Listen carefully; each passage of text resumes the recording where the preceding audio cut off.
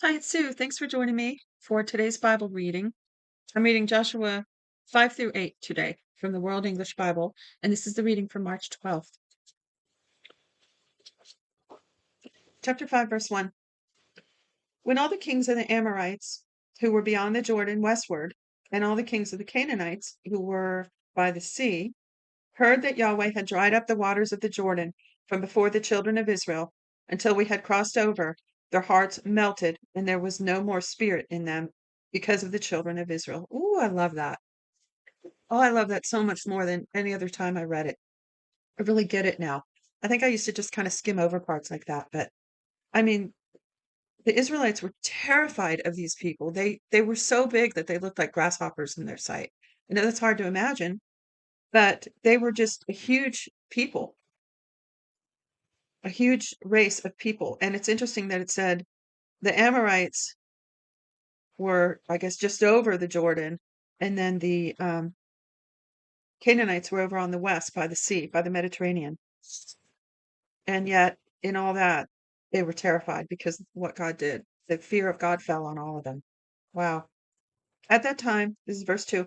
At that time, Yahweh said to Joshua, make flint knives and circumcise again the sons of Israel a second time. Joshua made himself flint knives and circumcised the sons of Israel at the hill of the foreskins. This is the reason Joshua circumcised them. All the people who came out of Egypt who were males, even all the men of war, died in the wilderness along the way after they came out of Egypt. For all the people who came out were circumcised, but all the people who were born in the wilderness along the way as they came out of Egypt had not been circumcised.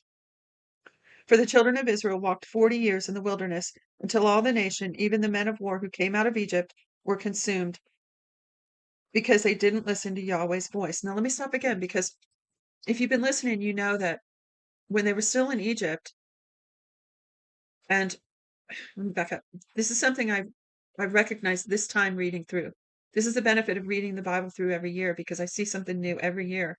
And so I noticed a while back that he was referring to these children of Israel as the armies, and yet they were slaves in Egypt. They weren't an army. And then you may have heard me say when they were first on the other side of the Red Sea and they began to get all their systems in order and they made the ark and they made the tent of the meeting and they got their formation for how they were going to surround camp around the tent of the meeting, and then how they were going to in ranks carry the tent and all the utensils and all their stuff when they were going to move out to a new location. I was saying that it's like an army. It's like God was putting them through boot camp and making them into an actual army. And then they did have battles um and they became an army. So it's just interesting that he keeps referring to them as that. And in this part that we just read, it says it referred to them as men of war when they came out of Egypt, but they weren't. You know what I mean? They were slaves. They were beaten down. They weren't organized in any way. And yet God kept calling them an army, and here he calls them men of war. I think that's fascinating. So it's just a little nugget that I've gleaned out of reading over the last couple of months through the Torah and now into Joshua. So let me go back again, verse 4. This is the reason Joshua circumcised them. All the people who came out of Egypt who were males, even all the men of war, died in the wilderness along the way after they came out of Egypt. For all the people who came out were circumcised, but all the people who were born in the wilderness along the way, as they came out of Egypt, had not been circumcised. For the children of Israel walked 40 years in the wilderness until all the nation, even the men of war who came out of Egypt, were consumed because they didn't listen to Yahweh's voice. Yahweh swore to them that he wouldn't let them see the land which Yahweh swore to the fathers that he would give us, a land flowing with milk and honey. Their children whom he raised up in the place were circumcised by Joshua, for they were uncircumcised because they had not circumcised them on the way. I wonder why they didn't. Verse 8. When they were done circumcising the whole nation, they stayed in their places in the camp until they were healed. Yahweh said to Joshua, today I have rolled away the reproach of Egypt off of you. Therefore the name of the place was called Gilgal to this day. The children of Israel encamped in Gilgal. They kept the Passover on the 14th day of the month at evening in the plains of Jericho. They ate unleavened cakes and parched grain of the produce of the land on the next day after the Passover, in the same day. The manna ceased on the next day after they had eaten of the produce of the land. The children of Israel didn't have manna any more, and they ate the fruit of the land of Canaan that year.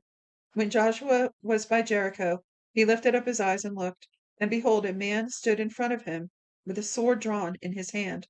Joshua went to him and said to him, "Are you for us or for our enemies?"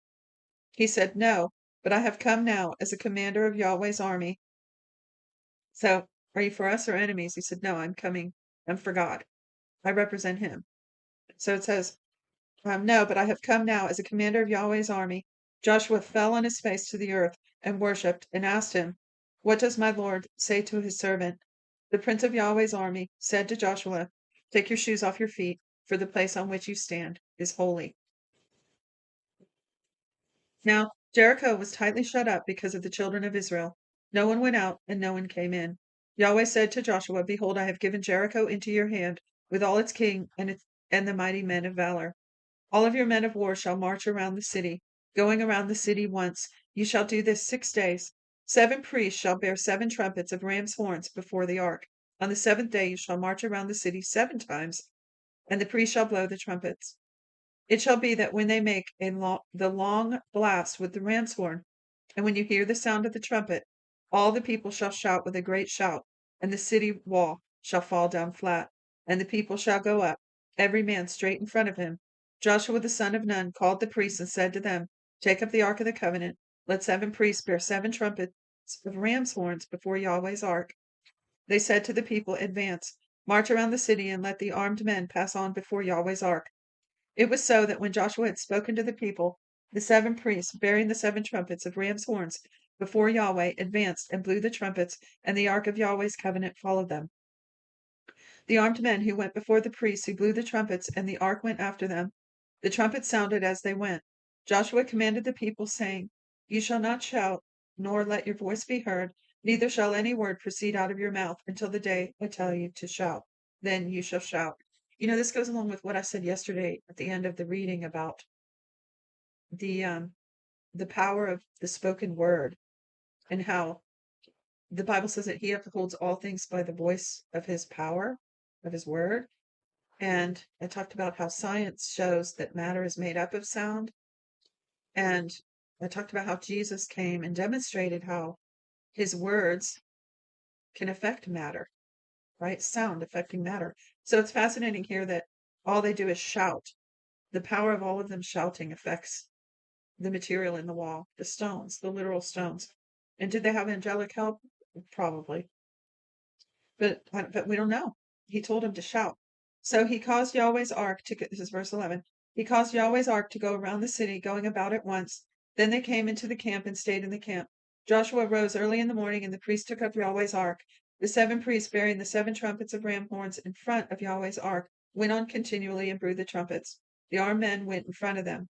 The rear guard came after Yahweh's ark. The trumpets sounded as they went. The second day they marched around the city once and returned into the camp. They did this 6 days. On the seventh day they rose early at the dawning of the day and marched around the city in the same way 7 times. Only on this day they marched around the city 7 times. At the seventh time, when the priests blew the trumpets, Joshua said to the people, Shout, for Yahweh has given you the city.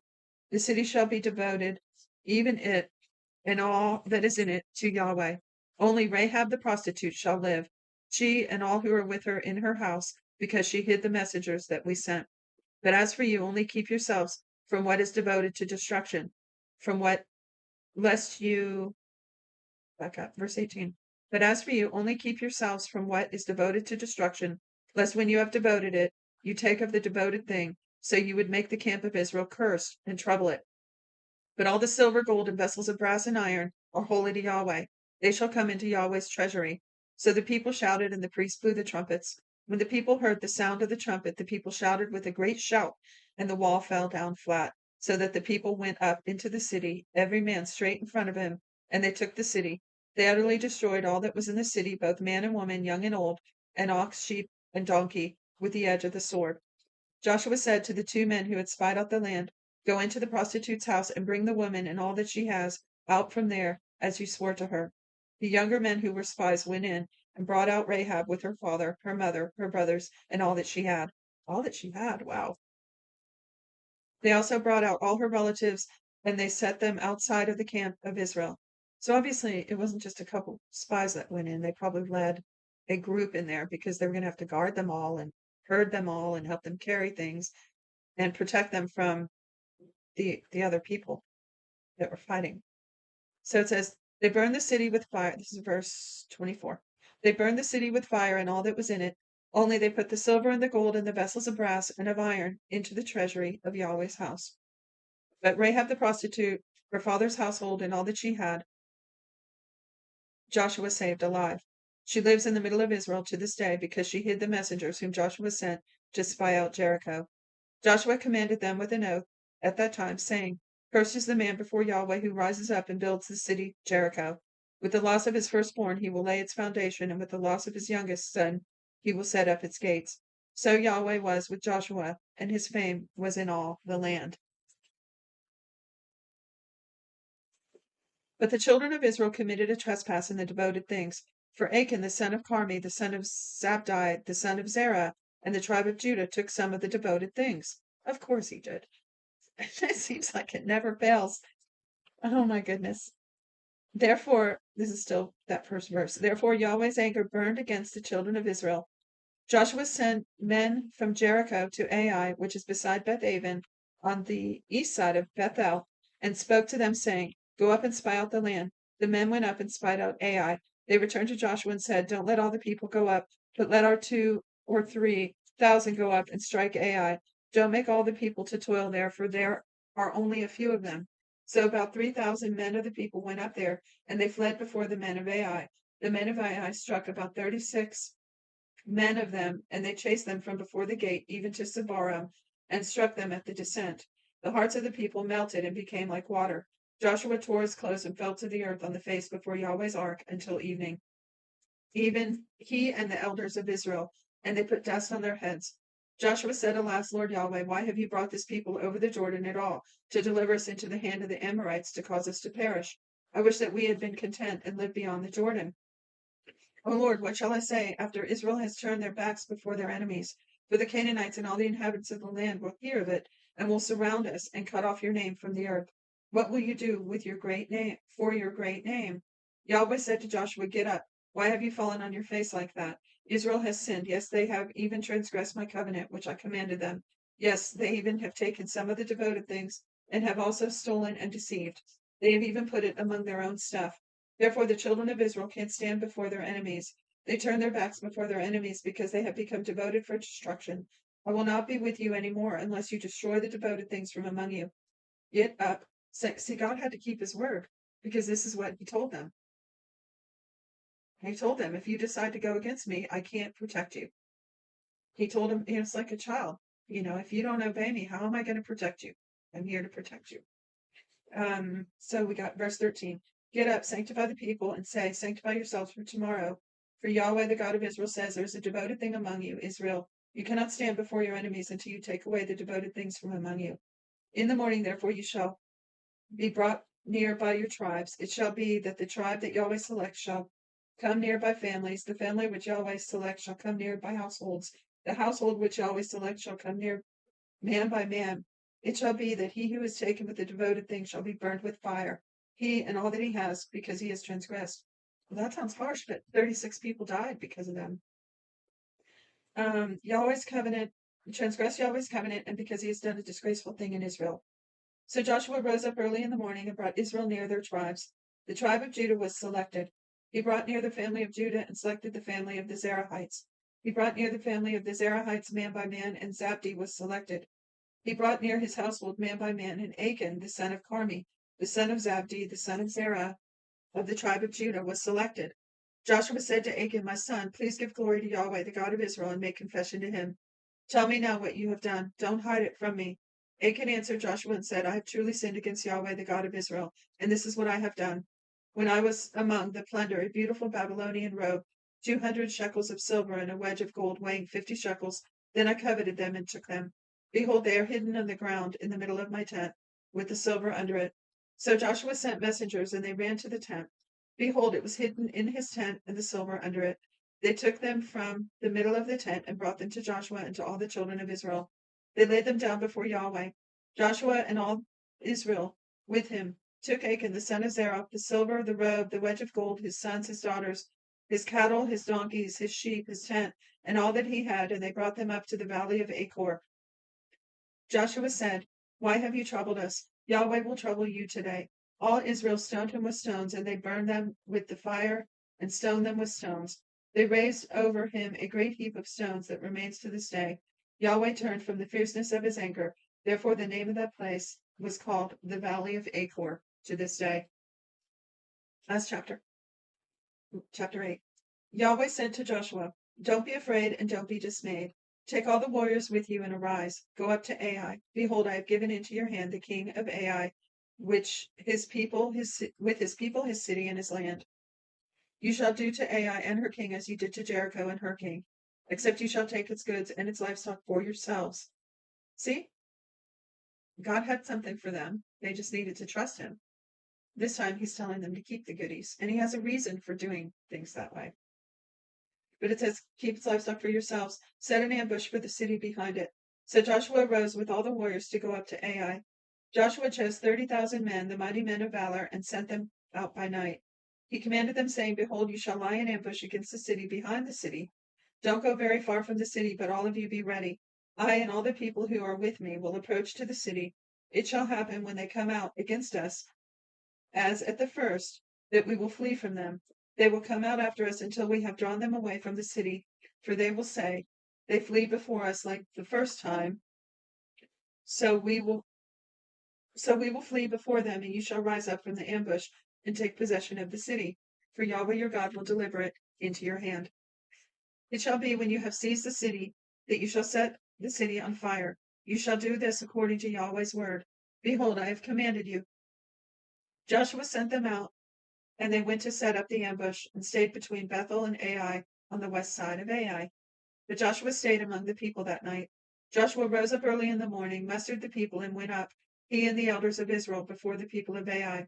All the people, even the men of war who were with him, went up and came near and came before the city and encamped on the north side of Ai. Now there was a valley between him and Ai. He took about 5,000 men and set them in ambush between Bethel and Ai on the west side of the city. So they set the people, even all the army who was on the north of the city, and their ambush on the west of the city. And Joshua went that night into the middle of the valley. When the king of Ai saw it, they hurried and rose up, and the men of the city went out against Israel to battle, he and all his people at the time appointed, before the Arabah, but he didn't know that there was an ambush against him behind the city. Joshua and all Israel made as if they were beaten before them, and fled by the way of the wilderness. All the people who were in the city were called together to pursue after them. They pursued Joshua and were drawn away from the city. There was not a man left in Ai or Bethel who didn't go out after Israel. They left the city open and pursued Israel. Yahweh said to Joshua, "Stretch out the javelin that is in your hand toward Ai, for I will give it into your hand." Joshua stretched out the javelin that was in his hand toward the city. The ambush arose quickly out of their place, and they ran as soon as he stretched out his hand and entered into the city and took it. They hurried and set the city on fire. When the men of Ai looked behind, they saw, and behold, the smoke of the city ascended up to heaven, and they had no power to flee this way or that way. The people who fled into the wilderness turned back on the pursuers. When Joshua and all Israel saw that the ambush had taken the city, and that the smoke of the city ascended, then they turned again and killed the men of Ai. The others came out of the city against them. So they were in the middle of Israel, some on this side and some on that side. They struck them so that they let none of them remain or escape. They captured the king of Ai alive and brought him to Joshua. When Israel had finished killing all of the inhabitants of Ai in the field, in the wilderness in which they pursued them, and they had all fallen by the edge of the sword until they were consumed, all Israel returned to Ai and struck it with the edge of the sword. All that fell that day, both men and women, were 12,000, even all the men of Ai. For Joshua didn't draw back his hand with which he stretched out the javelin until he had utterly destroyed all the inhabitants of Ai. Israel took for themselves only the livestock and the goods of the city, according to Yahweh's words which he commanded Joshua. So Joshua burned Ai and made it a heap forever, even a desolation to this day. He hanged the king of Ai on a tree until evening, and at sundown Joshua commanded that they took his body down from the tree and threw it at the entrance of the gate of the city, and raised a great heap of stones on it that remains to this day. Then Joshua built an altar to Yahweh, the God of Israel, on Mount Ebal, as Moses, the servant of Yahweh, commanded the children of Israel, as it is written in the book of the law of Moses, an altar of uncut stones, on which no one has lifted up any iron. They offered burnt offerings on it to Yahweh and sacrificed peace offerings. He wrote there on the stones a copy of Moses' law, which he wrote in the presence of the children of Israel. All Israel, their elders and the officers and their judges, stood on both sides of the ark before the priests and the Levites. No, before the priests, the Levites, who carried the ark of Yahweh's covenant, the foreigner as well as the native, half of them in the front of Mount Gerizim, and half of them in front of Mount Ebal, as Moses, the servant of Yahweh, had commanded at the first that they should bless the people of Israel. Afterward, he read the words of the law, the blessing and the curse, according to all that is written in the book of the law. There was not a word of all that Moses commanded which Joshua didn't read before all the assembly of Israel, with the women, the little ones, and the foreigners who were among them. Wow, I wonder how long that took to listen to. One segment today took 25 minutes. I mean, these are longer.